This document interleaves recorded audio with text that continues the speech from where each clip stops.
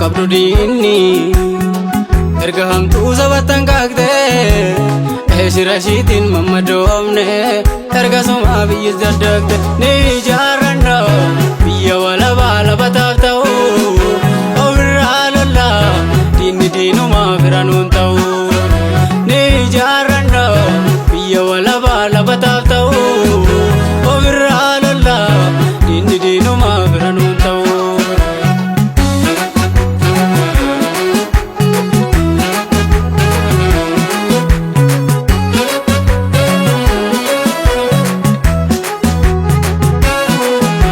Wareegamni biyya salphiin qabu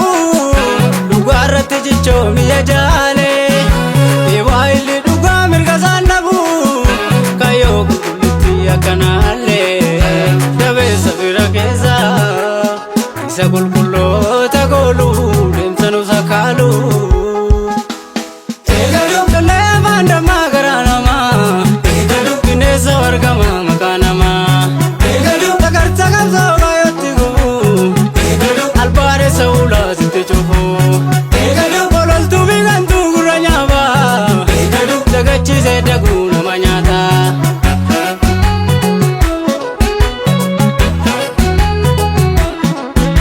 Qajeelaa dheeffatti seektee gubbaa hiiktee eenyaaba biroon batti deemsa kaayyoo maktee fakkeessituu ta'e malee kunaan turaaf ta'e malee basaas turaaf ta'e malee ayyan laallattuuf ta'e malee.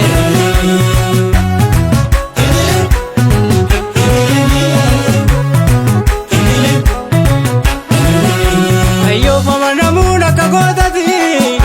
dabeessatti lubbuutu mi'aadha haqarratti jechuun kan dhalootati alagaatti michuun mirigaadha dabeessa fira keessa isa qulqulloota goolu deemsa nu sakkaalu eegaluuf gaddeebituu baajii fira keessa eegaluuf fakkeessituu sobee si balleessa eegaluuf dhugaati gilfattee shira baatti eegaluuf qabsootti maxxantee fira nyaatti.